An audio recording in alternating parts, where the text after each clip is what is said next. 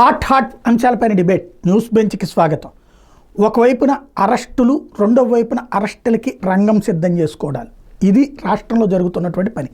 అదే సందర్భంలో మిస్ అయినటువంటి మహిళలకు సంబంధించినటువంటి అంశాల మీద తాజాగా పవన్ కళ్యాణ్ స్టేట్మెంట్ ఇంకొకటి. అలాగే రాష్ట్రంలో తాజాగా జరుగుతున్న పరిణామాల మీద సీనియర్ అడ్వకేట్ అట్లాగే జేబీఎం భారత్ పార్టీ అధినేత జడ శ్రవణ్ కుమార్ ప్రస్తుతం మనతో పాటు లైవ్లో జాయిన్ అవుతున్నారు. నమస్తే అండి. Very good morning. మార్నింగ్. ప్రధానంగా ఈ మహిళల మిస్సింగ్ కేసులకు సంబంధించి పవన్ కళ్యాణ్ గారు తాజాగా మరొకసారి ప్రస్తావించారు. ఇప్పుడు మొన్న కూడా 18 మందిని బెజవాడ పోలీసులు వెంటనే పట్టుకొచ్చారు. గతంలో అసలు ప్రస్తావన కూడా ప్రస్తావించేవాళ్ళు కాదు, మార్పు మొదలయ్యింది రాష్ట్రంలో అని చెప్తున్నారు. ఏమంటారు? గారు, ఒక్కసారి నేను డిప్యూటీ చీఫ్ మినిస్టర్ పెట్టినటువంటి ట్వీట్ ఒకసారి నేను చదివిన తర్వాత then I will come to main point. మిస్సింగ్ 30,000 women and girl under YCP rule. Missing 30,000 women and girl under YCP rule. Forgot action, comma. Not even a single statement was made by YCP government. But change is here. The NDA promised a strong law and order in AP. And today, I am proud of the Vijayawada City Police, speaking Vijayawada City Police, Special Task Force who are cracking these cases. My heartfelt congratulations to the Task Force Police and our Home Minister headed by so-and-so Anita TDP Garu. And our government is headed by Honorable CM so-and-so, so-and-so, so-and-so. Sir, ఇక్కడ నేను deputy chief minister గారికి చెప్పదలుచుకున్న అంశం ఏంటి అంటే, first of all మనము ఒక deputy chief మినిస్టర్గా ఆంధ్రప్రదేశ్ రాష్ట్రంలో 5.5 కోట్ల మంది ప్రజలకి ప్రతినిధి అన్న విషయము first of all deputy chief minister గుర్తుందో లేదో నాకు తెలియదు. నెంబర్ 2, పదే పదే ఒక కాన్స్టిట్యూషనల్ పోస్ట్లో కూర్చొని పదే అబద్ధాలు చెప్పటం, అబద్ధాలు అని ప్రూవ్ చేసిన తర్వాత కూడా అదే అబద్ధాలు చెప్పటం, దాన్ని మెచ్యూరిటీ అంటామో, ఇమ్మెచ్యూరిటీ అంటామో, లాజిక్ అంటామో, ఇలాజిక్ అంటామో, లేకపోతే వెధవతనం అంటామో, వెధవ నరతనం అంటామో నాకైతే తెలియదు. నెంబర్ 3, అసలు 30,000 మంది మిస్ అయ్యారు అని గత ప్రభుత్వంలో ఎలిగేషన్ చేశారు. ఎలిగేషన్ దగ్గర నుంచి somehow you traveled some time and now you become a deputy chief minister. Deputy chief minister అయిన తర్వాత కూడా అధికారికంగా లెక్కలు నీ దగ్గర ఉన్నప్పుడు ఈ అధికారిక లెక్కలని కనీసం చూడకుండా నేను ధృతరాష్ట్రుడిలాగా నేను కళ్ళకి గంతలు కట్టుకొని ఉంటాను, నా ఇష్టం వచ్చిందే నేను మాట్లాడతాను, నాకు నరం లేని నాలుగు ఉంది కదా, నా ఇష్టం వచ్చింది మాట్లాడతాను, నేను ఏది మాట్లాడినా ఆంధ్రప్రదేశ్ రాష్ట్రంలో గొర్రెలాగా ఉన్నటువంటి జనాలందరూ కూడా సంకలు కొట్టుకుంటారు, చప్పట్లు కొట్టుకుంటారు అంటే నాట్ ఎట్ ఆల్ యాక్సెప్టబుల్ ఇది. ఎందుకంటే ఒక ప్రభుత్వాల్లో పెద్దగా ఉన్నటువంటి వ్యక్తి ప్రభుత్వంలో చెప్పేటువంటి సమాధానాలు, ప్రభుత్వంలో నుంచి మనకు వచ్చేటువంటి స్టాటిస్టిక్ రిపోర్ట్స్, అకౌంటబిలిటీ అనేది చాలా ఇంపార్టెంట్. ఈవెన్ ఒక సాధారణమైనటువంటి లాయర్గా నేను కూడా ఒక మాట మాట్లాడాలి అంటే, ఏదైనా ఒక పదం చెప్పాలి అంటే 1కి 10 సార్లు క్రాస్ చెక్ చేసుకొని స్టాటిస్టిక్స్ రిపోర్ట్ చూసుకొని దానికి అథెంటికేషన్ చూసుకొని మాట్లాడతా. అని ఒక సాధారణమైన లాయర్ లాంటి వ్యక్తికే ఒక బాధ్యత ఉన్నప్పుడు ఒక డిప్యూటీ చీఫ్ మినిస్టర్గా నీకెంత బాధ్యత ఉండాలి, నీకెంత అకౌంటబిలిటీ ఉండాలి? అసలు కనీసం బాధ్యత లేకుండా, బాధ్యత రహితంగా ఇన్ని అబద్ధాలు, ఇంత కళ్ళారపకుండా ఇన్ని అబద్ధాలు చెప్పేటువంటి ఒక డిప్యూటీ చీఫ్ మినిస్టర్ని ఆంధ్రప్రదేశ్ రాష్ట్ర ప్రజలు ఎన్నుకున్నందుకు నిజంగా ఆంధ్రప్రదేశ్ రాష్ట్ర ప్రజలకి పాదాభివందనం చేయాలి. ఇలాంటి ఇమ్మెచ్యూర్డ్ పర్సన్స్ని ఆంధ్రప్రదేశ్ రాష్ట్ర ఉప ముఖ్యమంత్రిగా ఎన్నుకున్నందుకు. ఇప్పుడు మొదటిసారి ఎలిగేషన్ చేశారు, ఓకే డిప్యూటీ చీఫ్ మినిస్టర్ అయ్యావు, దాన్ని సబ్స్టాండ్ చేసుకుంటూ డేటాను సపోర్ట్ చేయాలి, లేదు అంటే ఆ ఎలిగేషన్ అంతవరకు సప్రెస్ చేయాలి. అరే ప్రతి సందర్భంలో కూడా 30,000 మంది మిస్ అయ్యారని నారా లోకేష్ అంటాడు. ఆయన ఒక బాధ్యతాయుతమైనటువంటి మంత్రి. నిన్నగాక మొన్న ఒక వారం 10 రోజుల క్రితం ట్వీట్ చేశాడు, గత ప్రభుత్వంలో 30,000 మంది అమ్మాయిలు మిస్ అయితే కనీసం వాటి గురించి చర్చ లేదు, దాని గురించి ఒక డీజీపీతో చర్చ లేదు, మా ప్రభుత్వం చేస్తుంది అని. నిన్నగాక మొన్న వంగల్పూడి అనిత హోమ్ మినిస్టర్ని పట్టుకొని ఈ రాష్ట్రంలో ఆడపిల్లల మీద జరిగేటువంటి దేనికి మీద కూడా నువ్వు రెస్పాండ్ అవ్వటం లేదని పిచ్చి తిట్లు తిట్టాడు. ఈరోజు మళ్ళీ వంగల్పూడి అనిత గారిని ప్రైజ్ చేస్తున్నారు. సరే, పొలిటికల్గా మీరు ప్రైజ్ చేశారా, ప్రైజ్ చేయలేదా, ఏం చేశారు అనేది పక్కన పడేసేయండి. అసలు ఒక డిప్యూటీ చీఫ్ మినిస్టర్గా, ఒక మినిస్టర్గా, ఒక చీఫ్ మినిస్టర్గా మీరు రాష్ట్ర ప్రజలకి ఇన్ని అబద్ధాలు ఆడపిల్లల మిస్సింగ్ పట్ల రిపీటెడ్గా నేను స్టాటిస్టికల్ రిపోర్ట్స్ రిలీజ్ చేస్తున్నా, డీజీపీ ఇచ్చిన స్టాటిస్టికల్ రిపోర్ట్స్ రిలీజ్ చేస్తున్నా. ఇక డీజీపీ కంటే హూ ఈజ్ అథెంటికేటెడ్ పర్సన్ అండి ఈ రాష్ట్రంలో చెప్పడానికి? సాయి గారు, నేను మళ్ళీ ఆంధ్రప్రదేశ్ రాష్ట్ర ప్రజల కోసం మళ్ళీ నేను నిన్న పవన్ కళ్యాణ్ ట్వీట్ చేశాడు కాబట్టి మాట్లాడాల్సి వస్తుంది. నిన్న డిప్యూటీ చీఫ్ మినిస్టర్, ఆ డిప్యూటీ చీఫ్ మినిస్టర్ మాట్లాడాడు కాబట్టి నేను మళ్ళీ దీని ఈ స్టాటిస్టికల్ రిపోర్ట్ మీకు చెప్పాల్సి వస్తుంది. అదర్వైజ్ నేను ప్రతి సందర్భంలో పాడిందే పాట పాచిపళ్ళు దాస్ అని నేనైతే పాడను. ఎందుకంటే నాకు కొంత సిగ్గు పిడియం అనేది ఉంది. వాళ్ళలాగా నేను అబద్ధాలు చెప్పలేను. బట్ నిన్న honourable deputy chief minister tweet చేసిన కారణంగా రాష్ట్ర ప్రజలకి వాస్తవాలు తెలియాలి. 30,000 మంది మిస్ అయ్యారా, 3,000 మంది మిస్ అయ్యారా, మీ ప్రభుత్వంలో ఎంతమంది మిస్ అయ్యారు, వాళ్ళ ప్రభుత్వంలో ఎంతమంది మిస్ అయ్యారు అనేది ప్రజలకు వాస్తవాలు తెలియకపోతే పవన్ కళ్యాణ్ ఏదైతే చెప్పాడో, డిప్యూటీ చీఫ్ మినిస్టర్గా ఏదైతే చెప్పాడో ఖచ్చితంగా అదే ట్రావెల్ అవుతుంది. సో నేను కైండ్లీ బేర్ మీ 5 more minutes. నేను ఈ స్టాటిస్టికల్ రిపోర్ట్స్ ఖచ్చితంగా చదవాలి. ఎందుకంటే నిన్న చెప్పినటువంటి పదే ఇది అబద్ధం అని చెప్పిన స్టాటిస్టిక్ రిపోర్ట్స్ రిలీజ్ చేస్తున్నా. మొన్న హోమ్ మినిస్టరు మొన్న ఉమెన్ ట్రాఫికింగ్ సంబంధించి ఎంతమంది అయ్యారని అసెంబ్లీ సాక్షిగా సమాధానం చెప్పినా again he's retreating the same statement. అంటే అర్థం ఏంటి? ప్రజలను పిచ్చోళ్ళు చేయాలనా? లేకపోతే నిన్ను నమ్ముకున్న వాళ్ళు నీకు ఓటేశారు కాబట్టి జన సైనికులందరూ కూడా గొర్రెల్లాగా మాట్లాడతారని మీకున్న అభిప్రాయాన్ని మా మీద కూడా రుద్దాలనా? వాస్తవం ప్రజలకు తెలియాలి. ప్రజలకు తెలియాలి అంటే పాలకులు మాట్లాడేటువంటి వ్యక్తుల యొక్క మాటలు ఎంత ఇమ్మెచ్యూర్డ్గా ఉంటాయో ప్రజలకు వాస్తవాలు తెలియాలి. ఎంతమంది చూస్తారు, ఎంతమంది వింటారు, ఎంతమంది వినరో నాకు తెలియదు. సాయి గారు, am I audible? చెప్పండి. సాయి గారు, ఇది డీజీపీ నాకు 31/10/2024 అంటే అక్టోబర్ నెల చివరి వరకు నాకు ఇచ్చినటువంటి రిపోర్ట్. ఇది ప్రొసీడింగ్స్ నెంబర్ 4148/C/20/RTI CID 2024. 2019లో సాయి గారు ఆంధ్రప్రదేశ్ రాష్ట్రంలో టోటల్ మిస్సింగ్ కేసులు 6,896 మిస్సింగ్ కేసులు నమోదైనవి. దీంట్లో 6,583 మంది మళ్ళీ ట్రేస్ అయ్యారు. అంటే ఆ సంవత్సరంలో అన్ట్రేస్డ్ కేసెస్ అబ్బాయిలో మిస్సింగ్ కేసెస్ ఎంతమంది అంటే 1855.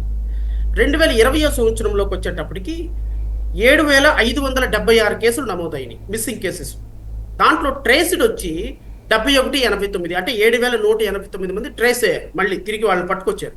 టోటల్ పెండింగ్ ఏది 2019 క్యారీ ఫార్వర్డ్ అయిన 1855తో సహా 2,242 కేసెస్ అన్ట్రేస్డ్గా ఉన్నాయి. అంటే ఇళ్లలో నుంచి పారిపోయిన అమ్మాయిలు, లేకపోతే చనిపోయారో లేకపోతే బతుకున్నారో తెలియని వాళ్ళు, మిస్ అయిపోయిన వాళ్ళు, ఇలాంటి వాళ్ళందరూ కూడా ఇనీషియల్గా ఎఫ్ఐఆర్ మిస్సింగ్ కేసుల కింద కడతారు. ఈవెన్ మీరు ఒక ఆడపిల్లని తీసుకెళ్ళి ప్రాస్టిట్యూషన్లోనో లేకపోతే ఉమెన్ ట్రాఫికింగ్ చేసినా కూడా మిస్సింగ్ కేసుల కిందకే వస్తాయి. అన్లెస్ అంటే ఆ పాప ట్రేస్ అయ్యేంత వరకు అది మిస్సింగ్ కేసు కింద నమోదవుతాయి తప్ప ట్రాఫికింగ్ అయిందని పోలీసుల ప్రాథమిక నిర్ధారణకు రారు ఇమీడియట్గా. సో ప్రతి కేసు కూడా సాక్ష్యం లేని కేసులో మిస్సింగ్ కేసులే కడతారు. అందువల్ల ఈ మిస్సింగ్ కేసుల సంఖ్య ఎంత ఎక్కువగా ఉంటుంది.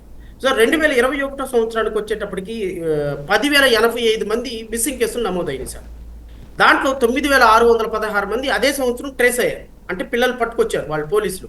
టోటల్గా 2,711 మంది అన్ట్రేస్డ్ కేసెస్ ఉన్నాయి ఎప్పటికీ 2021 సంవత్సరానికి. 2022 సంవత్సరంలో సాయి గారు 10,433 మంది మిస్సింగ్ కేసులు అయితే 994 మందిని ట్రేస్ చేశారు మళ్ళీ. అంటే ఆ సంవత్సరానికి 2,151 మంది అన్ట్రేస్డ్ ఉన్నాయి. ఇవన్నీ కూడా గత 3-4 సంవత్సరాల నుంచి క్యారీ ఫార్వర్డ్ అవుతున్నవన్నీ కూడా కలిపి ఎగ్జాక్ట్ నెంబర్ చెప్తున్నాను నేను. 2023 సంవత్సరంలో సాయి గారు 10,027 కేసులు నమోదైనవి. ఈ సంవత్సరం చాలా ఎక్కువగా నమోదైనవి. 9,985 కేసులు ట్రేస్ అయినాయి మళ్ళీ. ఇది ఓవరాల్గా 2,192 మంది అన్ట్రేస్డ్ కేసెస్ ఉన్నాయి. సో 2024 అప్ టు అక్టోబర్ వరకు కూడా మొత్తం నమోదైన మిస్సింగ్ కేసులు 6,021 కేసులు నమోదైతే టోటల్గా వాళ్ళు 4,200 మంది ట్రేస్ అయితే అన్ట్రేస్డ్ కేసెస్ 4,011, అంటే ఆల్మోస్ట్ ఆల్ 2019 నుంచి క్యారీ అయినవి ప్లస్ ఎక్స్క్లూజివ్గా 2024లో ఈ కూటమి ప్రభుత్వం వచ్చిన తర్వాత 2,000 మంది, ఈ కూటమి ప్రభుత్వం వచ్చిన తర్వాత 4,000 మంది మిస్ అయితే ఇంచుమించుగా 2,000 మందిని పట్టుకున్నారు. ఇంకా 2,000 కేసులు పెండింగ్ ఉన్నాయి. సో ఈ విధంగా డేటా మీకు ఓవరాల్గా 2019 నుంచి 2024 అప్ టు 2010 జూలై వరకు, సారీ 2024 అక్టోబర్ వరకు మీకు 3,900 చిల్లర కేసెస్ మాత్రమే అన్ట్రేస్డ్ ఉంటే 30,000 మంది ఎక్కడి నుంచి వచ్చారండి? 30,000 మంది ఎక్కడి నుంచి వచ్చారండి? 30,000 మంది అమ్మాయిలు ఎక్కడ మిస్ అయ్యారండి? అంటే ఒకవేళ మిస్ అయిన కేసెస్ అమ్మాయిలు రిజిస్టర్ ఎఫ్ఐఆర్ కాకుండా వచ్చి పవన్ కళ్యాణ్ గారు చెవులు, పవన్ కళ్యాణ్ గారు మా అమ్మాయి మిస్ అయిపోయింది, మా అమ్మాయిని వాలంటీర్లు తీసుకెళ్లి ప్రాస్టిట్యూషన్ లో దించేశారు, ఉమెన్ ట్రాఫికింగ్ దించేశారు, మేము ఎఫ్ఐఆర్ చేయలేదు, ఇదిగో మా కేసు మీరు రాసుకొని రేపొద్దున వారాహి సభలో చెప్పండి అని చెప్పారు ఆ తల్లిదండ్రులు వచ్చి మీకు? లేకపోతే సెంట్రల్ గవర్నమెంట్ వచ్చి నాన్ రిపోర్టెడ్ కేసెస్ తల్లిదండ్రులు, లేకపోతే ఆడపిల్లలు, లేచిపోయిన ఆడపిల్లలు, పారిపోయిన ఆడపిల్లలు, ట్రాఫిక్ గురైన ఆడపిల్లలు అందరూ వచ్చి పవన్ కళ్యాణ్ గారి చేతుల్లోను, జన సైనికుల చేతిలో, వీర మహిళల చెవులో చెప్పారా? ఏంటండి ఈ మాటలు? ఎవరిని మోసం చేయడానికండి మాటలు? ఎవరి చెవులో పువ్వులు పెట్టడానికండి మాటలు? ఒక ఆనరబుల్ డిప్యూటీ చీఫ్ మినిస్టర్గా ఉండి కనీసం ఇంగిత జ్ఞానం లేకుండా ఇన్ని పచ్చాబద్దాలు ఆడుతుంటే ఇంకా మీరు చెప్పేటువంటి మాటలకి క్రెడిబిలిటీ ఎక్కడ ఉంటుంది? మీరు చెప్పేటువంటి మాటలను ఆంధ్రప్రదేశ్ రాష్ట్ర ప్రజలు ఎట్లా వినాలి? అరే పదే నేను ఇంత ఆవేశంగా మాట్లాడటానికి రీజన్ ఏంటి అంటే, అది ఒక అబద్ధము. నేను ఉప ముఖ్యమంత్రిని కాబట్టి నేను ఏం చెప్పినా ప్రజలు నమ్మేస్తారు, సో కాబట్టి ప్రజలకి నేను అబద్ధాలు చెప్పేస్తాను, ప్రజలకు నేను అబద్ధాలు కుప్పేస్తాను అంటే ప్రజలు రేపొద్దున ఈ రోజు కాకపోతే రేపైనా నిజాలు తెలుసుకోరా? ఐ వెరీ సారీ సాయి గారు, ఇట్లాంటి ఇమ్మెచ్యూర్డ్ స్టేట్మెంట్స్ మీద మనం పదే స్పందించాల్సి వస్తుంది. అంటే పదే స్టాటిస్టిక్ రిపోర్ట్స్ రిలీజ్ చేయాల్సి వస్తుంది. అంటే నేనంట ఇప్పుడు పవన్ కళ్యాణ్ గారు కరెక్టా లేకపోతే డీజీపీ కరెక్టా? విచ్ స్టేట్మెంట్ ఇస్ కరెక్ట్ అని చెప్పండి. కేంద్ర నిఘా వర్గాలు కరెక్టా? కేంద్ర నిఘా వర్గాలు కరెక్టా? పవన్ కళ్యాణ్ కరెక్టా లేకపోతే డీజీపీ కరెక్టా? ఎవరు అథారిటీ? ఎవరు మీరు చెప్పండి సాయి గారు, అథారిటీ ఎవరు? డీజీపీ. పోలీస్ కేసులు మిస్ అయిన దానికి చెప్పడానికి అథారిటీ ఎవరు? డీజీపీ లేకపోతే హోంమంత్రి. హోమ్ మినిస్టర్ కూడా అథారిటీ లేదు. Because home minister administrative power. Home minister legislative power ఒకటే ఉంటుంది. అడ్మినిస్ట్రేటివ్ పవర్ లో మొత్తం లా అండ్ ఆర్డర్ కంట్రోల్ చేయాల్సింది డీజీపీ. రైట్. ఇక మరొక ప్రధానమైనటువంటి అంశం ఏదైతే రాష్ట్ర వ్యాప్తంగా వివిధ చోట్ల అరెస్టులు జరుగుతూ ఉన్నాయి. సోషల్ మీడియా అరెస్టులు, అట్లాగే పార్టీలకు సంబంధించినటువంటి నాయకుల అరెస్టుల దిశగా జరుగుతున్నాయి. ఇందులో ఒకే వ్యక్తి మీదన వివిధ ప్రాంతాల్లో కేసులు పెడుతున్నటువంటివి ఉన్నాయి. అలాగే వివిధ కేసులలో అరెస్టులు జరుగుతున్నటువంటి కూడా వందలాది మంది అరెస్టులు జరుగుతున్నాయి. వీటిని ఏ కోణంలో చూడాలి? ఇక్కడ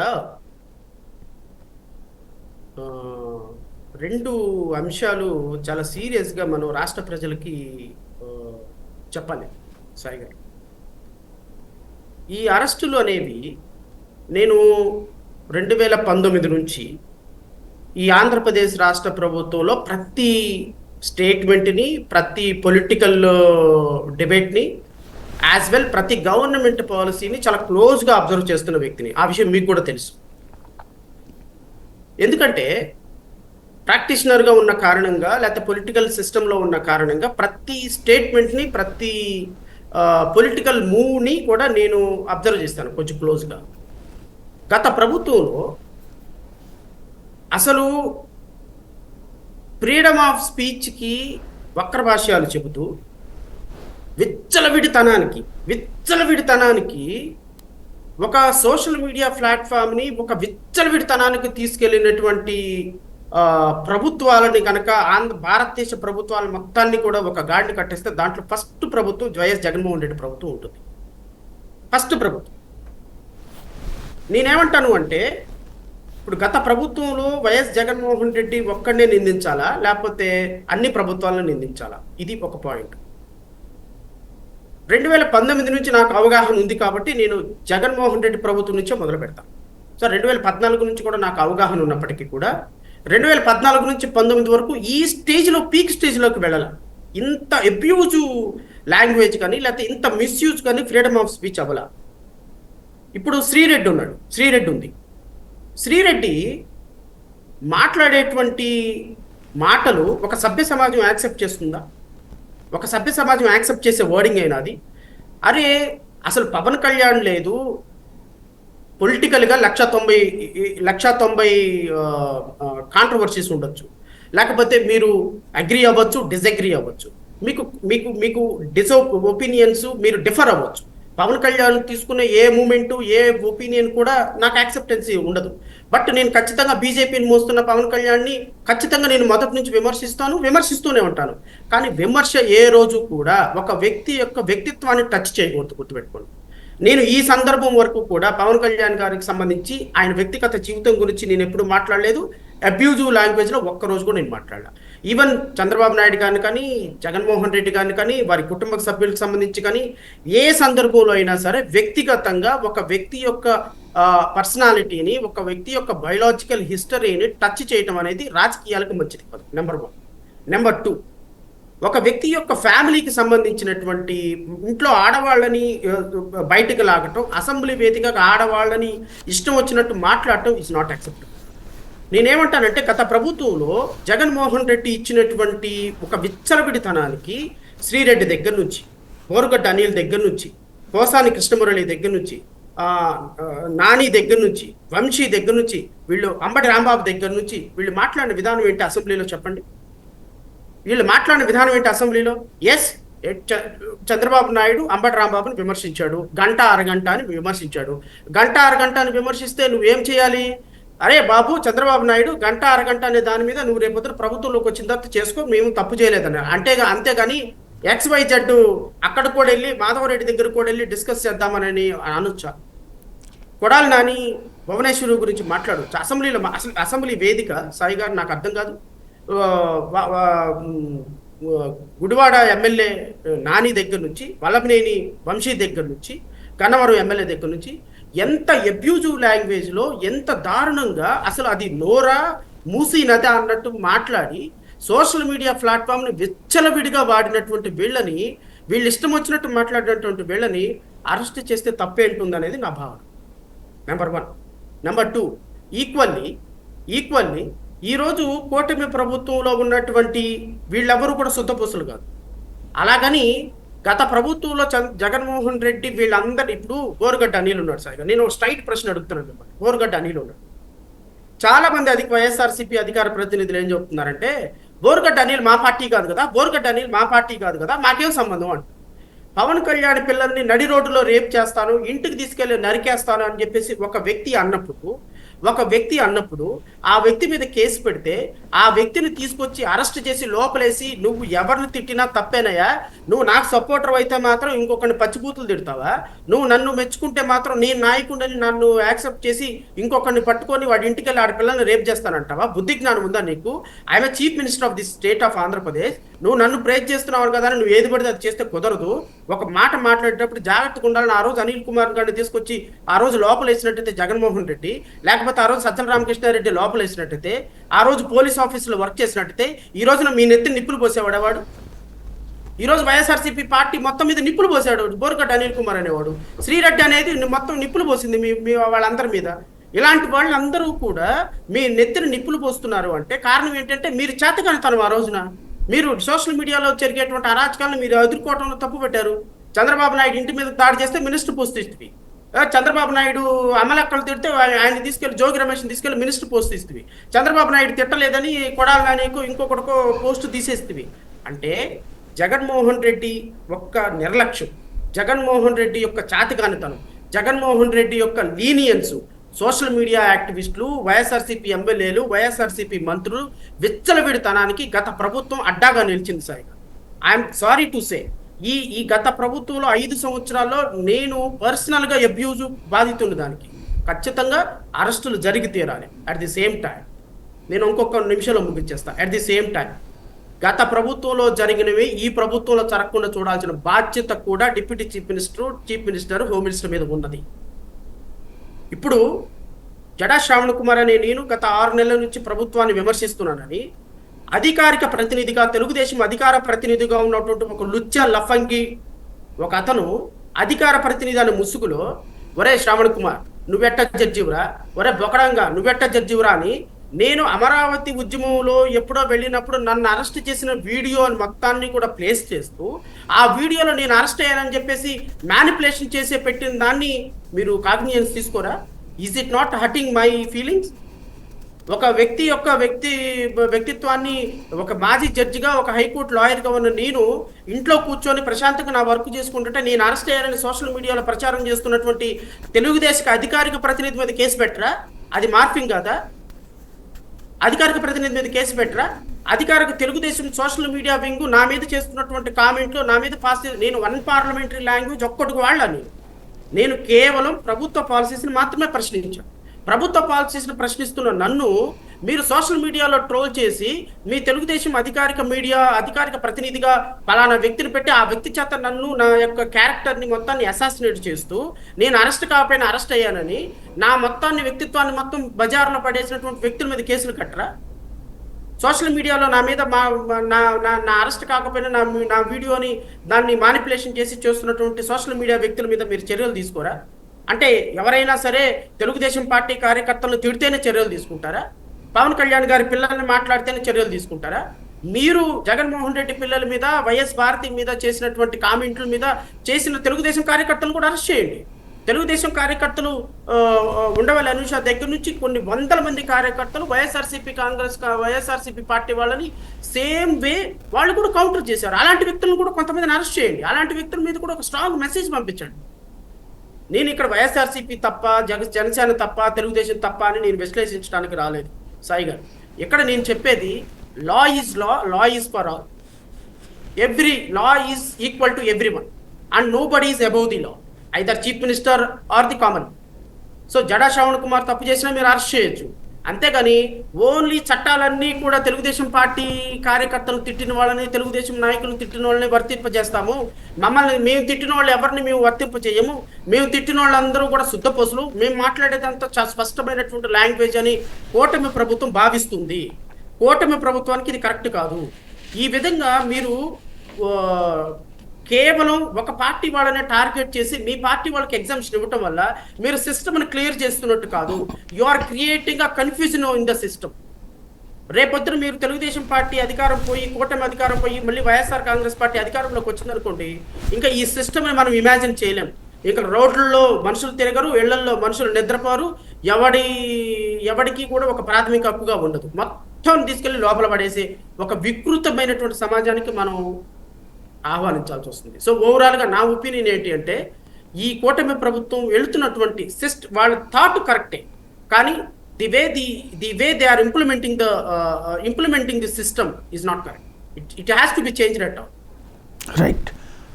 వివేకానంద రెడ్డి గారి కేసులో అవినాష్ రెడ్డికి నోటీసులు ఇచ్చింది సుప్రీంకోర్టు, ఏకంగా చీఫ్ జస్టిస్ బెంచ్. ఏం జరిగే అవకాశం ఉంటుంది? అవినాష్ రెడ్డికి బెయిల్ రద్దు చేస్తారా? సాయి గారు, నాకు ఒక చిన్న అంటే to the best of my limited knowledge, నేను అవినాష్ రెడ్డికి ఈ వైఎస్ వివేకానంద రెడ్డి హత్య కేసుని చాలా స్ట్రాంగ్గా, చాలా కీన్గా ఫాలో అయిన వ్యక్తిని మొదటి నుంచి కూడా. That you know very well. ఈ కేసులో అంటే నేను జనరల్ పర్సెప్షన్ చెప్తాను. ఈ పర్టికులర్ కేసులో ఏం జరుగుతుంది అనేది నేను చివరికి చెప్తాను, ఏం జరగబోతుంది అనేది చెప్తాను. జనరల్గా ఇప్పుడు ఒక వ్యక్తికి ఒక బెయిల్ గ్రాంట్ చేసినప్పుడు ఈ వ్యక్తి bail is a right, jail is an exception. This is a principle. Normal exceptional కేసెస్లోనే జైలుకి పంపించాలి, బెయిల్ మాత్రం రైట్ ప్రతి ఒక్క వ్యక్తికి. ఫర్ ఎగ్జాంపుల్, ఒక వ్యక్తికి బెయిల్ గ్రాంట్ చేసిన తర్వాత బెయిల్ క్యాన్సిలేషన్కి 4-5 గ్రౌండ్స్ ఉన్నాయి బెయిల్ క్యాన్సిల్ చేయాలంటే. సో ఏ వ్యక్తి యొక్క బెయిల్ గ్రాంట్ చేయాలని 5 కండిషన్స్లోనే పడాలి. నాకు తెలిసి 437 క్లాస్ 1 to 5 అనుకుంటా, లేదా క్లాస్ 5 ఉంది, సబ్జెక్ట్ టు కరెక్షన్, సిఆర్పిసి. ఈ ప్రొవిజన్స్ ప్రకారం బెయిల్ క్యాన్సిలేషన్కి కొన్ని కండిషన్స్ ఉన్నాయి. ఈ కండిషన్స్ వైలేట్ చేసినప్పుడు మాత్రమే బెయిల్ క్యాన్సిల్ చేయాలి. ఈ బెయిల్ క్యాన్సిల్ చేయడానికి అవినాష్ రెడ్డికి కొన్ని కండిషన్స్ పెట్టింది కోర్టు. ఇన్వెస్టిగేషన్ ఇన్ఫ్లుయెన్స్ చేయొద్దు అనింది, నెంబర్ 1. సాక్షుల్ని ఇన్ఫ్లుయెన్స్ చేయొద్దు అనింది. సో ఇన్వెస్టిగేషన్కి కోఆపరేట్ చేయండి. సో ఇప్పుడు అవినాష్ రెడ్డి బెయిల్ క్యాన్సిల్ చేయాలి అంటే అవినాష్ రెడ్డి ఈ కండిషన్స్ ఏమైనా వైలేట్ చేశాడా అనేది కోర్టుకి ఒక సబ్స్టాన్షియల్ ప్రూఫ్ ఇవ్వాల్సినటువంటి బాధ్యత సునీత మీద ఉంటుంది. Equally central bureau of investigation కూడా అవినాష్ రెడ్డి ఖచ్చితంగా ఈ బెయిల్ కండిషన్స్ వైలేట్ చేశాడు అని వాదించాల్సిన పరిస్థితి ఉంటుంది. ఎందుకంటే investigation agency even for argument sake అయినా సరే it has to be supported the case of Sunitha. So CBI and Sunitha ఇద్దరు కూడా కోర్టుకి ఒక్కసారి బెయిల్ గ్రాంట్ అయిన అక్యూజ్డ్కి సంబంధించి బెయిల్ కండిషన్స్ ఏమి వైలేట్ చేశాడు, ఎలా వైలేట్ చేశాడు, వైలేట్ చేయడానికి రీజన్స్ ఏంటున్నాయి, కొజెంట్ రీజన్స్ ఏంటి ఉన్నదని సుప్రీంకోర్టుకి అప్రోచ్ చేయాల్సి వస్తుంది. నాకు తెలిసి ఇప్పటి వరకు ఒక్క దస్తగిరి విషయంలో తప్ప మిగతా ఎవరి విషయంలో Avinash Reddy bail conditions violate చేసినట్టుగా నా దృష్టిలో అయితే లేదు. బట్ ఒక్క దస్తగిరి A4 అక్యూజ్డ్గా ఉన్న సందర్భంలో మాత్రం చైతన్యారెడ్డి అనేటువంటి ఒక వ్యక్తిని జైలుకి పంపించాడని, మా తల్లిదండ్రుల్ని రిపీటెడ్గా నన్ను నా భార్యని వేధిస్తున్నాడని, కేసు విత్డ్రా చేసుకొని చంపేస్తానని అంటున్నాడని ఎలిగేషన్ చేశాడు దస్తగిరి. సో ఆ ఎలిగేషన్ మీద మాత్రమే అతని బెయిల్ క్యాన్సిలేషన్ వేయాల్సి వచ్చింది హైకోర్టులో, తెలంగాణ హైకోర్టులో. ఇప్పుడు ఈ సుప్రీంకోర్టులో ఉన్నటువంటి బెయిల్ క్యాన్సిలేషన్ పిటిషన్లో నాకు తెలిసి దస్తగిరి ఇంప్లీడ్ అయ్యి దస్తగిరి చేత మళ్ళీ ఇదే వాదన వినిపిస్తే ఛాన్సెస్ ఫెయిర్. ఎందుకంటే దస్తగిరి కేసులో అవినాష్ రెడ్డి ఇన్వాల్వ్ అయ్యాడు. అవినాష్ రెడ్డికి సంబంధించి అవినాష్ రెడ్డి ఇన్ఫ్లుయెన్స్ చేయడానికి ప్రయత్నం చేశాడని కొంత మెటీరియల్ ఉంది. బికాజ్ నేనే ఆ కేసు ఆర్గ్యూ చేశాను కాబట్టి I know about material, what are the material we placed before the court and all. So ఈ మెటీరియల్ కనుక సుప్రీంకోర్టులో మన A4 దస్తగిరి అనేటువంటి వ్యక్తి కనుక ఇంప్లీడ్ అయ్యి తను కూడా ఇదిగోండి అవినాష్ రెడ్డి నన్ను ఇన్ఫ్లుయెన్స్ చేశాడని చెబితే కేస్ విల్ టేక్ యూటర్న్ ఖచ్చితంగా. But basing on sole statement or affidavit of Sunitha, Avinash Reddy bail conditions violate చేశాడు అని చెప్పడానికి ఆవిడ దగ్గర ఆధారాలు ఉన్నాయని నేను అనుకోవటం. ఆవిడ ఈ మర్డర్ కేసులో బెయిల్ గ్రాంట్ చేయకూడదు, ఇంకోటి చేయకూడదు అనే కండిషన్స్ మీద, అనే ప్రెసిడెంట్స్ మీద రిలై అయ్యారు. సుప్రీంకోర్టు ఒకసారి గ్రాంట్ చేసిన తర్వాత, హైకోర్టు గ్రాంట్ చేసిన తర్వాత supreme court normally will not interfere unless until there are extraordinary grounds. So సాక్షులు ఎవరైనా సరే, సాక్షులు మాత్రమే దీన్ని బెయిల్ ఇతను అక్యూజ్డ్ ట్రై చేస్తున్నాడని చెప్పడానికి ఎవరినైనా దాంట్లో పాముగా వాడతారా, ఎవరైనా దాంట్లో ఇంప్లీడ్ చేస్తారా అనేది ఐ డోంట్ నో. ప్రాబబ్లీ సుప్రీంకోర్టులో మాత్రం నేను అనుకోవటం అవినాష్ రెడ్డి బెయిల్ క్యాన్సిల్ అయ్యే ఛాన్సెస్ చాలా చాలా తక్కువ అని మాత్రం చెప్పగలను. రైట్. మరొక కీలకమైనటువంటి అంశం, రాష్ట్ర ప్రభుత్వం 2 అంశాల్లో ప్రైవేటీకరణ వైపుకి వెళ్తోంది.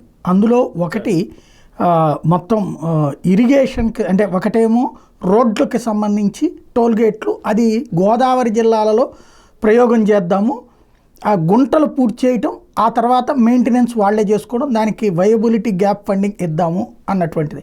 అది గోదావరి నుంచినే ప్రయోగిద్దాం, అక్కడ పబ్లిక్ యాక్సెప్ట్ చేస్తే రాష్ట్రం అంతా అమలు చేస్తాం అన్నటువంటిది. రెండోది వచ్చేటప్పటికి ఇరిగేషన్ ప్రాజెక్టు, ఇప్పుడు బనకచెర్లకి నీళ్లు పంపిద్దాం, రాయలసీమకి నీళ్లు రావాలంటే 70,000 కోట్లు అవుతుంది. అంత డబ్బులు మనకు మంత్రదండం లేదు కాబట్టి ఒక 25 ఏళ్ల పాటు, అంటే పబ్లిక్ ప్రైవేట్ పార్టిసిపేషన్ కింద తీసుకొచ్చి ఓ 25 ఏళ్ల పాటు వాళ్ళు డబ్బులు వసూలు చేసుకుంటారు, రైతుకి డబుల్ ఇన్కమ్ వస్తుంది కాబట్టి రైతు కట్టగలుగుతాడు. ఇది చేద్దామని చెప్తున్నారు. ఈ 2 ప్రైవేటీకరణల్ని మీరు ఎలా చూస్తారు? ఇప్పుడు ఎలా తయారైపోయింది అంటే సిస్టము, సూపర్ 6 అనేటువంటి ఒక అమలుకి అవకాశం లేని కొన్ని పథకాలని ప్రభుత్వం, గత ప్రతిపక్షం కూటమి ప్రభుత్వం ఒక బూచి, అంటే ఒక పెద్ద బ్రహ్మాండంగా చూపించి, ఇదిగో మీకు ఉచిత బస్సు పథకం వచ్చేస్తుంది, 15,000 రూపాయలు, 1,500 రూపాయలు 19 సంవత్సరాలు దాటిన యువతలకి 19,000 రూపాయలు, 1,500 రూపాయలు పడిపోతున్నాయి. తర్వాత 20,000 రూపాయలు రైతులకు పడిపోతుంది, 15,000 రూపాయలు, 19,000 రూపాయలు అమ్మఒడి పడిపోతుంది, ఇంకోటి పడిపోతుంది, చేనేత పడిపోతుంది, ఇంకా అసలు వాట్ నాట్. తెలుగుదేశం ప్రభుత్వం నీవు ఇక ఏది కోరుకుంటే అది ఇచ్చేసేటువంటి ప్రభుత్వం, నీది కావాలని ప్రభుత్వం, సంపదను సృష్టిస్తాము, సంపదను సృష్టించి ఆకాశం నుంచి గంగన కిందకు దించుతాము, సెలయేరు పారిస్తాము, బంగారం చేస్తామని చెప్పినటువంటి ప్రభుత్వం, ఈ ప్రభుత్వం రాష్ట్ర ప్రజలందరినీ మోసం చేసి, రాష్ట్ర ప్రజలు పెట్టుకున్న నమ్మకాన్ని తుంగలో తొక్కి, ఈరోజు సూపర్ 6 అనేటువంటి వాటి మీద కనీసం చర్చ చేయడానికి కూడా ఇష్టపడ్డాం. నిరుద్యోగ భృతి ఇస్తాము అన్నారు, రావటమే మొదటి సంతకం మెగా డిఎస్సి మీద అన్నారు. మరి మెగా డిఎస్సి ఎందుకు ఆపేశారు ఇప్పుడు? అంటే ఏబిసిడి క్లాసిఫికేషన్ చూపించి ఇంకో సంవత్సరం 2 సంవత్సరాల్లో వాయిదా వేసేద్దామని మొదటి సంతకం మెగా డిఎస్సి మీద పెట్టారు. సూపర్ 6 అమలు గురించి మాట్లాడటంలా, ఇచ్చినటువంటి హామీల గురించి మాట్లాడలా. 600 హామీలు ఇచ్చారు. 600 హామీల్లో నాకు తెలిసి 10 హామీలు కూడా నిర్వర్తించాల. అంటే కూటమి ప్రభుత్వం ఒక బాధ్యతాయుతమైనటువంటి స్థానంలోకి వచ్చేటప్పటికి బాధ్యతలు గుర్తొస్తున్నాయి. బాధ్యతాయుతం లేకుండా ప్రతిపక్షంలో ఉన్నప్పుడు అధికారంలోకి రావడానికి ఒక జులాయి వెధవ ఎవడో ఇప్పుడు ప్రేమించేటప్పుడు ఒక అమ్మాయికి నీకు అసలు అద్భుతం చూపిస్తా, బంగారం కొంటా, నిన్ను అసలు రోజు సినిమాకి తీసుకెళ్తా, నీకు ఈ ప్రపంచంలో ఎక్కడ లేని ఆనందాన్ని ఇస్తానని చెప్పేసి ప్రియుడు ఒక అమ్మాయికి చెప్తాడు పెళ్లి చేసుకోవాల్సిన సందర్భంలో. ఆ అమ్మాయి పాపం ఇవన్నీ నిజమే కావాలని వాడిని పెళ్లి చేసుకున్న దగ్గర నుంచి వాడి నిజ స్వరూపం బయటపడిపోద్ది. ఫోన్ చేస్తే ఫోన్ ఎత్తుడు, సమస్యలు ఇవే నా దగ్గరకు వచ్చి చెప్పేయని ఏ సమస్యలు. పెళ్లి చేసుకున్నాడు సార్, అప్పుడు బాగున్నాడు సార్, పెళ్లి చేసుకున్న తర్వాత ఫోన్ కూడా ఎత్తట్లేదు సార్ అని. కూటమి ప్రభుత్వం కూడా అట్టాగానే వచ్చింది. పెళ్లి కాకముందు ప్రభుత్వంలోకి రాకముందేమో ఆకాశంలో ఇంకా అసలు డిప్యూటీ చీఫ్ మినిస్టర్ గారి మెసేజ్లు చూపిస్తే వాయిస్లు మన ఆయన స్పీచ్లు వింటే మీరు అసలు నిశ్చేష్టులు అయిపోతారు.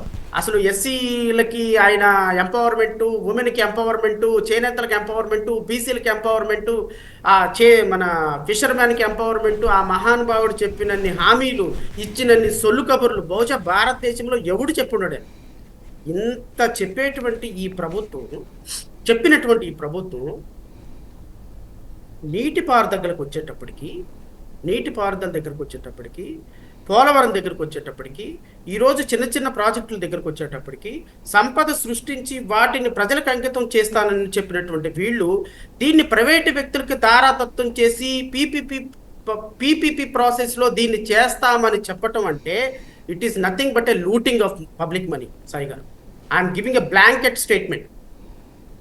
ఎందుకు అంటే పీపీపీలు ఎప్పుడైతే ఈ ఇరిగేషన్ దీంట్లోకి కనుక ఎంటర్ అయినాయి అంటే ప్రజల దగ్గర నుంచి దోపిడీ, ప్రభుత్వం దగ్గర నుంచి దోపిడీ తప్ప ఏ విధమైనటువంటి ప్రయోజనం దీనికి సమకూరదు.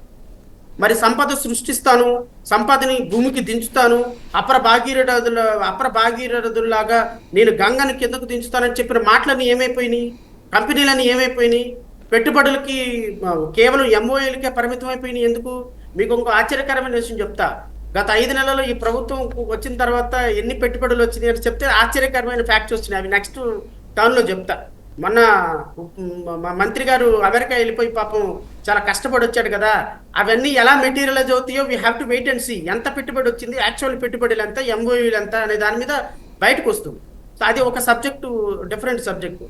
బట్ ఇరిగేషన్కి సంబంధించినంత వరకు ఈ పీపీపీలు అనేవి ప్రజల యొక్క భాగస్వామ్యాన్ని, ప్రభుత్వ భాగస్వామ్యంతో మాత్రమే జరగాలి తప్ప థర్డ్ పర్సన్ ఇంటర్వెన్షన్ అయ్యి అతను పెట్టుబడి పెట్టి ఆ పెట్టుబడి మళ్ళీ రైతుల దగ్గర నుంచి డబ్బులు వస్తాయి అంటే డబ్బులు ఎక్కడి నుంచి వస్తాయి సాయి గారు? ఇప్పుడు మీరు ఒక ప్రాజెక్ట్ ఉంది, 1000 కోట్లు అవసరం ఈ ప్రాజెక్ట్కి. ఈ 1000 కోట్లు అవసరమైతే ఈ ప్రాజెక్టు తీసుకొచ్చి సాయి గారు ముఖ్యమంత్రి, జడా శ్రావణ్ కుమార్ ఒక కాంట్రాక్టరు, మీరు ముఖ్యమంత్రి ఏం చేశారు? అయ్యా శ్రావణ్ కుమారు, పలానా హంద్రీ నివాస ప్రాజెక్ట్ ఉంది, దీనికి ఒక 1000 కోట్లు ఖర్చు అవుతాయి, ఇదిగో నువ్వు 1000 కోట్లు, నేను ఒక 200 కోట్లు ఇస్తాను, నువ్వు ఒక 800 కోట్లు ఖర్చు పెట్టు, నువ్వు ఈ ప్రాజెక్ట్ పూర్తయిన తర్వాత రేపు రైతుల దగ్గర నుంచి నువ్వు డబ్బులు తీసుకోమని డబ్బులు కలెక్ట్ చేసుకో. టోల్ గేట్లు లాగానే, వేరేదేం లేదు. నువ్వు రైతుల దగ్గర నుంచి డబ్బులు తీసుకోమని చెప్తావు. సరే సార్ అంటే నేను 800 కోట్లు పెట్టుబడి పెడతాను, నువ్వు ఒక 200 కోట్లు పెట్టుబడి పెడతావు, ప్రాజెక్టు కంప్లీట్ అవుద్ది. ఈ ప్రాజెక్టు డబ్బులు అయ్యి నీరు వాడు వదిలిన ప్రతి ఎకరాకి నీరు డబ్బులు కట్టమంటాడు. ఈ ప్రాజెక్ట్ నేనే కట్టాను, నాకు డబ్బులు కట్టమంటాడు. ఇదిగో నీకు 2 ఎకరాలకు నీరు ఇచ్చాను, 20,000 రూపాయలు అవుతాయి, నాకు 20,000 రూపాయలు కట్టు, లేకపోతే నీళ్ళు వదలనంటాడు. అంటే మీరు ఏం చేయాలనుకుంటున్నారు? వాటర్ రిసోర్సెస్ని ప్రైవేట్ పరం చేయాలనుకుంటున్నారు. ఇప్పుడు మీరు నేషనల్ హైవేస్ ఉన్నాయి, నేషనల్ హైవేస్ టోల్ గేట్ కట్టుకొని నేను వెళ్తానంటే ఊరుకుంటారా సాయి గారు? లేదు కదా. టోల్ గేట్ కంపల్సరీ ఎందుకు లేదు? ఇప్పుడు నేను ఫర్ ఎగ్జాంపుల్ ఒక కారు కొన్నాను అనుకోండి, 5 లక్షల రూపాయల కారు అనుకోండి, దానికి రోడ్డు ట్యాక్స్ ఇంకో 1.5 లక్షలు ఉంటుంది, 7.5 లక్షలు ఉంటుంది. 5 లక్షలు అయితే 6.5 లక్షలు ఉంటుంది. ఈ 1.5 lakh ఎందుకు కడుతున్నాను రోడ్ ట్యాక్స్? రాష్ట్ర ప్రభుత్వం రోడ్లు వాడుకుంటున్నాను కాబట్టి ట్యాక్స్ కడుతున్నాను. రోడ్ ట్యాక్స్ అంటారు. ఆన్ రోడ్ ప్రైస్ ఎంత అంటారు అంటే ఎక్స్ షోరూమ్ ప్రైస్ 5 లక్షలు ఉంటే ఆన్ రోడ్కి వచ్చేటప్పటికి ఇంకో 1.5 లక్షల ట్యాక్స్లు పడతాయి. ఈ 1.5 లక్షల ట్యాక్స్లు ఏంటి అంటే గవర్నమెంట్ రోడ్లు వాడుకుంటుంది. ఈ స్టేట్ గవర్నమెంట్ హైవేలు వాడుకున్నందుకు 1.5 లక్షల ట్యాక్స్ కడుతున్నాను కదా, నేను టోల్ గేట్లో డబ్బులు కట్టినట్టే కుదరదు. Toll gate is national highway, మళ్ళీ నువ్వు నేషనల్ హైవే ఎక్కావంటే డబ్బులు కట్టాలి. సో సిమిలర్గా రైతు కూడా రేపొద్దున వాడుకుంటున్న ప్రతి బకెట్ నీళ్ళకి తన పొలాన్ని తడిచే ప్రతి ఎకరం నీరుకి రేపొద్దున థర్డ్ పార్టీకి డబ్బులు కట్టాల్సి వస్తుంది. సో ఇది స్ట్రిక్ట్లీ దీన్ని ఇంప్లిమెంట్ చేయటం అనేది రాష్ట్ర రైతుల యొక్క వెన్నులో వాళ్ళకి వెన్నుపోటు పడగొట్టమే అనేది జై భీమ్రావ్ భారత్ పార్టీ భావిస్తుంది. రైట్, ఫైనల్గా ఒక్కటి చెప్పండి. అమరావతికి సంబంధించి పెద్ద ఎత్తున పెట్టుబడులు వస్తున్నాయి, అనేక సంస్థలు వస్తున్నాయి, ఇప్పుడైతే రూపు మారిపోతోంది. ఈ చుట్టుపక్కల ప్రాంతాల్లో ఆల్రెడీ రియల్ ఎస్టేట్ కూడా డెవలప్ అయింది, దాంతోపాటుగా ఇసుక సమస్య పరిష్కారం అయిపోయింది. ఓవరాల్గా చూస్తే ప్రగతి పదం వైపు పరుగులు పెడుతోందా లేదా?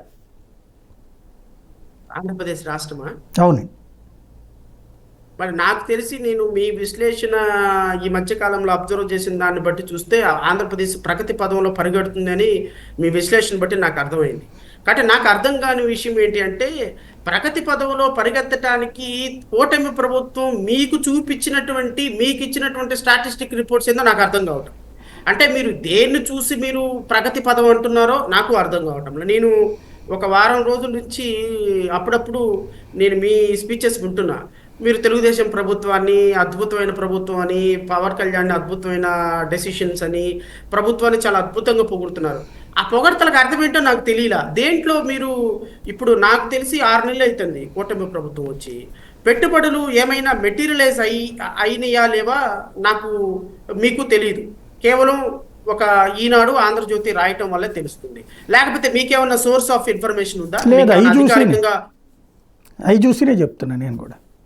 మీరు కూడా అదే చూసి చెప్తున్నారు. సో మీరు కూడా మాలాగా కామన్ మ్యాన్ లాగా ట్రాప్ లో పడ్డారేమో, మరి మాకు తెలియదు. ఇప్పుడు జడా శ్రావణ్ కుమార్ అంటే పేపర్లు చూసి మాట్లాడినా తప్పులేదు. సాయి గారు అట్లా మాట్లాడకూడదు కదా. లేదంటే ప్రభుత్వాన్ని నమ్మాలి కదా. ఏమండి, ప్రభుత్వాన్ని నమ్మాలి కదా. ప్రభుత్వాన్ని నమ్మాలంటారా? మరి ఈ ప్రాజెక్టులకు సంబంధించి వాళ్ళు తప్పించి వేరే వాళ్ళు చెప్పరు కదా ఇన్వెస్ట్మెంట్స్ ఇష్యూస్ అంటే. నేను అదే అంటుంది. ఇన్వెస్ట్మెంట్, ఒక కంపెనీ వచ్చి ఒక ఇన్వెస్ట్మెంట్ పెట్టిందంటే అది చంద్రబాబు నాయుడు జేబులో పెట్టి వెళ్ళదు. సాయి గారు, ఒక ప్రభుత్వానికి ఒక కంపెనీ వచ్చి ఇన్వెస్ట్మెంట్ పెట్టిందంటే it will be in the black and white. ఎంత పెట్టుబడి పెట్టింది, కంపెనీ ఎక్కడ పెడుతుంది, ఎంత మ్యాన్ పవర్ ఇస్తుంది, దానికి ఏ విధమైనటువంటి అనుమతులు ఇవ్వాలి, దానికి ఏ విధమైనటువంటి ఫెసిలిటీస్ ఇవ్వాలి అనేది మంత్రివర్గం నిర్ణయం తీసుకోవాలి. మంత్రివర్గం కీలకమైనటువంటి నిర్ణయాల్లో ఈ నిర్ణయాలు కూడా ఒకటి. ఈ నిర్ణయాలు జరిగిన ఒక్క సందర్భంలో అయినా ఒక 10 రూపాయలు పెట్టుబడి వచ్చింది అని బ్లాక్ అండ్ వైట్గా ఒక స్టేట్మెంట్ రిలీజ్ చేయమని చెప్పండి. ఇదిగో ఈ కంపెనీలు వస్తాయని చెప్పిన కారణంగా ఇదిగో ఈ 100 ఉద్యోగాలు సృష్టించామని చెప్పమని చెప్పండి. ఇదిగో ఈ ప్రాజెక్టులకు, ఇదిగో ఈ విషయంలో ఇక్కడ శంకుస్థాపన జరిగాం, ఇదిగో ఇక్కడ దీనికి వర్క్ చాలా సీరియస్గా జరుగుతుంది, ఇదిగో అమరావతికి ఇదిగో ఇది చాలా సీరియస్గా జరుగుతుంది, ఇదిగో అమరావతిలో 1,000 కోట్ల పెట్టుబడులు వచ్చినాయి, ఇదిగో ఇన్ని లక్షల కోట్ల పెట్టుబడులు వచ్చినాయి, ఇది మెటీరియలైజ్ అవుతుంది, ఇదిగో ఈ బిల్డింగ్ కట్టడానికి ప్రయత్నం చేస్తున్నాం, ఇంత అమౌంట్ తీసి అలొకేట్ చేసామని చెప్పమండి. Black and white paper release చేయండి సాయి గారు. ఈనాడును ఆంధ్రజ్యోతిలో రాయించుకుంటే ఎట్లా కుదురుతుంది? అంటే నిన్న ఏదో అసెంబ్లీలో కూడా లెక్క చెప్పారు, టోటల్గా ఏ సంస్థల నుంచి పెట్టుబడులు వచ్చినాయి అన్నటువంటి దానికి సంబంధించి. ఎన్ఐసి అంటే ప్రభుత్వం ఆమోదించింది 10 పరిశ్రమల నుంచి 85,083 కోట్లు. అంటే వాళ్ళు పెడతానని వస్తేనే అది ఇట్లాంటిది ఇస్తారు కదా అనుమతి ప్రభుత్వం తరపున. మీకు ఒకటి మాట చెప్తా. 2023 4 నాకు గుర్తులేదు, మార్చి 3వ తారీఖున విశాఖపట్నంలో ఒక సమ్మిట్ జరిగింది, గుర్తుందా? 22 అనుకుంటా, 23 మార్చి 3వ తారీఖు నాకు బాగా గుర్తు డేటు. విశాఖపట్నంలో ఒక సమ్మిట్ జరిగింది. విశాఖపట్నం సమ్మిట్ లో ఎంఓయూలు ఎంత చేసుకున్నామో గుర్తుందా సాయి గారు మీకు? 11 లక్షల కోట్లు అనుకుంటా కదా. 13 లక్షల కోట్ల రూపాయలు. 13 లక్షల కోట్ల రూపాయలు ఎంఓయూలు మెటీరియలైజ్ చేస్తున్నాము, ఇది పెట్టుబడి పెడతామని అధికారికంగా ఒక ముఖ్యమంత్రి ప్రకటించారు. అధికారికంగా అవును, అసెంబ్లీ సాక్షిగా 13 లక్షల కోట్ల రూపాయలతోటి మనం పెట్టుబడులు తీసుకొస్తున్నామని. చివరికి ఎంత మెటీరియలైజ్ అయిందో తెలుసా? 233 కోట్లు పెట్టుబడి వచ్చింది. 233 కోట్లు పెట్టుబడి వచ్చింది నాకున్న సమాచారం ప్రకారం. ఏది 13 లక్షల కోట్ల రూపాయలకి ఎంఓఏలు చేసుకుంటే వచ్చింది 230 కోట్ల రూపాయలు పెట్టుబడి ఆంధ్రప్రదేశ్ రాష్ట్రానికి. మన అద్భుతమైన పాలకులు ఇట్లా ఉంటారు. ఇప్పుడు ఆయన కూడా అసెంబ్లీలోనే చెప్పాడు 13 లక్షల కోట్లని. వచ్చిందంతా ఎవరికి తెలియదు. చంద్రబాబు నాయుడు, నారా లోకేష్, పవన్ కళ్యాణ్ కూడా చెప్తారు అసెంబ్లీలో 85,000 కోట్లు అంటారు. ఈ 85,000 కోట్లకు సంబంధించి ఆర్టీఐ అడగండి. 800 కోట్ల రూపాయలు వచ్చిన పెట్టుబడి. నేను ఇంకోసారి ప్రభుత్వం గురించి విమర్శ చేయను, వీళ్ళకి ఎవరికి సీరియస్నెస్ లేదు సాయి గారు. ఆంధ్రప్రదేశ్ రాష్ట్రానికి ఏ కంపెనీ వచ్చే అవకాశం లేదు సాయి గారు. ఆంధ్రప్రదేశ్ రాష్ట్రం అంటే లా అండ్ ఆర్డర్ లేని రాష్ట్రము. ఇక్కడ అసలు ఒక లాలెస్లెస్ స్టేటు. అసలు ఈ స్టేట్ లో పుట్టినటువంటి ఐఏఎస్ ఆఫీసర్లు పక్క స్టేట్ లో వచ్చి ట్రాన్స్ఫర్ చేయించుకోవటం లేదు ఇక్కడికి. ఇంకా మీరు పెట్టుబడులు ఎక్కడి నుంచి వస్తాయండి ఈ రాష్ట్రానికి? సిగ్గుపోవాలి, సిగ్గుపడాలి. ఆంధ్రప్రదేశ్ రాష్ట్రంలో పుట్టినందుకు, తెలుగు జాతిలో పుట్టినందుకు సిగ్గుపడాలి మనం. ఈ స్టేట్లో పుట్టి, ఈ స్టేట్లో చదువుకొని, ఈ స్టేట్లో ఐఏఎస్ ఆఫీసర్లైన అమరాపాలి, శివశంకర్ లాంటి వాళ్ళు ఈ రాష్ట్రానికి రామురా మహాప్రభు తెలంగాణలో ఉంటామని కాళ్ళు పట్టుకొని హైకోర్టు దగ్గరికి, క్యాట్ దగ్గరికి, సుప్రీంకోర్టు దగ్గరికి పరిగెడితే సిగ్గుపోయి మన ఆంధ్రప్రదేశ్ రాష్ట్రానికి చివరికి డిస్మిస్ అయిన తర్వాత ఆంధ్రప్రదేశ్ రాష్ట్రానికి వచ్చిన వాళ్ళు ఉద్యోగం చేయడానికి. ఇది ఈ రాష్ట్రంలో ఉన్నటువంటి ఆర్థిక పరిస్థితి, సామాజిక పరిస్థితి, రాజకీయ పరిస్థితి. ఈ కంపెనీలు వచ్చి ఈ రాష్ట్రంలో వచ్చి ఈయన ఒక రెడ్ బుక్ చూసుకొని పరిపాలన చేస్తుంటే, ఈయన ఒక సనాతన ధర్మం అని చూసుకొని పరిపాలన చేస్తుంటే, ఇదిగో ఈ రాష్ట్రంలో అప్పులు అయిపోయినాయి, మేమేం సాధించలేమని పరిపాలన చేస్తుంటే ఈ రాష్ట్రానికి ఎవడో ఒకటి వచ్చి పెట్టుబడి పెడతాడా? ఈ రాష్ట్రానికి ఒక 10 రూపాయలు పెట్టుబడి పెట్టే అవకాశం మీరు కల్పిస్తున్నారా? పొద్దున్న లెగిస్తే 20 మందిని అరెస్టు, పొద్దున్న లెగిస్తే 40 మందిని అరెస్టు, పొద్దున్న లెగిస్తే 50 మందిని అరెస్టు. ఇంకెక్కడి నుంచి వస్తారండి పెట్టుబడులు ఈ రాష్ట్రంలో లా అండ్ ఆర్డర్ లేకుండా? నేనైతే చాలా సీరియస్గా చెప్తున్నా, ఆంధ్రప్రదేశ్ రాష్ట్రానికి వైఎస్ఆర్సీపీ తెలుగుదేశం ప్రభుత్వం పరిపాలన చేసినంత వరకు ఆంధ్రప్రదేశ్ రాష్ట్ర ప్రజల భవిష్యత్తు బాగుపడదు. ఈ రాష్ట్రానికి ఆల్టర్నేటివ్ రావాలి. ఈ రాష్ట్రానికి ఒక కాన్స్టిట్యూషనల్ స్పిరిట్ ఉన్నటువంటి పార్టీ పరిపాలించాలి. ఈ రాష్ట్రాన్ని ఖచ్చితంగా ఒక అద్భుతమైనటువంటి ఆలోచన విధానంతో కేవలం లా అండ్ ఆర్డర్ని మాత్రమే ప్రామాణికంగా తీసుకొని పరిపాలించగలిగిన వ్యక్తులు వచ్చినప్పుడే మన రాష్ట్ర భవిష్యత్తు బాగుంటుంది సాయి గారు. ఇది అప్పటి వరకు ఈ రాష్ట్రంలో ఇదిగో మీరు కొట్టుకోండి మేము పంచుకుంటాం, మీరు పంచుకోండి మేము కొట్టుకుంటాం అనే సిస్టమ్ తప్ప రాష్ట్ర ప్రజల భవిష్యత్తు గురించి ఆలోచించే నాయకుడు లేడు ఉండపోడు అనేది నేనైతే ఘంటాపదంగా చెప్తాను. ఫైనల్గా ఒక్కటి చెప్పండి, ఇవాళ ఆదినారాయణ రెడ్డి తన నియోజకవర్గం దగ్గర పెట్టే అదానీ సంస్థ మీద దాడులు చేశారు. తన మనుషులకు ఉద్యోగాలు ఇవ్వాలి, తన వాళ్ళకి కాంట్రాక్ట్లు ఇవ్వాలి, అందులో పనిచేసేవాళ్ళు. మొన్న మధ్యన శ్రీకాకుళం దగ్గర కూడా ఇట్లాంటి పరిస్థితే వచ్చింది. అసలు యాక్చువల్గా ఒక సంస్థ పెట్టుబడి పెట్టడానికి వచ్చినప్పుడు ఆ ఏరియాలో ఉన్నటువంటి ఎమ్మెల్యే పర్మిషన్ తీసుకుని ఆ ఎమ్మెల్యే చెప్పిన వాళ్ళకు ఉద్యోగాలు ఇచ్చి ఆ ఎమ్మెల్యే చెప్పిన వాళ్ళకి కాంట్రాక్ట్లు ఇవ్వాలనే ఉన్న రూల్ ఉంటుందా? ఎమ్మెల్యేకి ఇవ్వాలనే రూల్ లేదు సాయి గారు. కానీ ఒకటి అయితే మాత్రం it is a mandate on part of the company. ఎప్పుడైనా ఒక కంపెనీ ఒక చోట ఎస్టాబ్లిష్ చేస్తున్నప్పుడు ఆర్ఆర్ ప్యాకేజీ కింద ఆ ప్రాంతానికి సంబంధించినటువంటి భూములు మొత్తాన్ని వాళ్ళు ప్రభుత్వం సేకరించడం అన్నా జరుగుతుంది, లేకపోతే ఆ కంపెనీకి బదలాయించడం అన్నా జరుగుతుంది. ఒక కంపెనీ పెట్టినప్పుడు లీజు కావచ్చు, లేకపోతే బదలాయింపు కావచ్చు, ఏదైనా కూడా రాష్ట్ర ప్రభుత్వం లోకల్ భూములన్నింటి కంపెనీకి ఇస్తున్న సందర్భంలో ఆ భూముల్లో నుంచి కొంత రిసోర్సెస్ వాడుకుంటారు కంపెనీ వాళ్ళు, ల్యాండ్ వాడుకుంటారు, ఇంకోటి వాడుకుంటారు. రెండోది ఆ ఫ్యాక్టరీ పెట్టడం వల్ల అక్కడ పొల్యూషన్ వల్ల ఆ గ్రామ ప్రజలు, చుట్టుపక్కల ప్రజలు ఇబ్బంది పడతారు. కాబట్టి చట్టం ఏం నిర్దేశించిందంటే ఏదైనా ఒక కంపెనీ ఒక చోట పెట్టినప్పుడు ఖచ్చితంగా లోకల్ పీపుల్కి ఎంప్లాయ్మెంట్ ఇవ్వాలి, లోకల్ పీపుల్కి కాంపన్సేషన్ పే చేయాలి, లోకల్ పీపుల్కి కొంత వెసులుబాటు కల్పించాలి. లోకల్ పీపుల్కి ఎంప్లాయ్మెంట్ ఇవ్వకుండా నేను ఎక్కడి నుంచో అమెరికా నుంచో ఉత్తరాఖండ్ నుంచో బీహార్ నుంచో ఎంప్లాయీస్ని తెచ్చుకుంటానంటే కుదరదు. కొంత పర్సంటేజ్ ఆఫ్ ఉద్యోగాలు లోకల్ పర్సన్స్కి రిజర్వ్ చేసిందే చేయాలి అని ఒక చట్టం నిర్దేశించింది. ఇట్ ఈస్ ట్రూ, అంతవరకు కరెక్ట్. అంతేగాని నువ్వు నాకు 10% షేర్ ఇవ్వు, నీకు వచ్చే ప్రాఫిట్లో నాకు 50% షేర్ ఇవ్వు, ఇదిగో నా వాడిని టాప్ మేనేజ్మెంట్లో పెట్టుకో, ఇదిగో నా వాడిని మిడిల్ మేనేజ్మెంట్ పెట్టుకో, నా అనుమతి లేకుండా నువ్వు ఇక్కడ ఫ్యాక్టరీలు నడపడానికి వీల్లేదు అని ఎమ్మెల్యేలు, ప్రజాప్రతినిధులు అనటానికి there is no business at all. Right, thank you. Adinarayana అట్లా ఏమన్నా అన్నాడు అంటే నాకు తెలిసి ఆంధ్రప్రదేశ్ రాష్ట్రంలో అందరు ఎమ్మెల్యేలు, మినిస్టర్లు అలాగే సచ్చారు. ఎవరు ఏం తేడాగా లేదు. అందరూ కంపెనీల దగ్గర డబ్బులు తీసుకుంటున్నారు, భూములు బదలాయింపు చేసేస్తున్నారు. కంపెనీలు ఎవరైతే బిజినెస్ చేసుకోవాలంటే మా పర్మిషన్ ఉండాలి, లేకపోతే ఎట్టి పరిస్థితుల్లో మేము బిజినెస్ చేసుకోమంటున్నారు. లోకేష్ ట్యాక్స్ ఖచ్చితంగా వసూలు చేస్తున్నారు. లోకేష్ ట్యాక్స్ వసూలు చేయకుండా ఏ కంపెనీ నడవటం లేదు. సో ఇంతకుముందు జగన్ ట్యాక్స్ ఎట్లా వసూలు చేశారు, ఇప్పుడు ఎల్ ట్యాక్స్ అట్లా వసూలు చేస్తున్నారు అనేది నాకున్న ప్రాథమికమైన ఇన్ఫర్మేషన్. అది తప్పో రైటో నాకైతే తెలియదు. Right, thank you very much అండి. ఇది పరిస్థితి. ఓవరాల్గా రాష్ట్రానికి సంబంధించినటువంటి భిన్నమైనటువంటి అంశాలు, చర్చనీయాంశమైనటువంటి వ్యవహారాల మీదన జడశ్రవణ్ గారికి సంబంధించినటువంటి వాదన.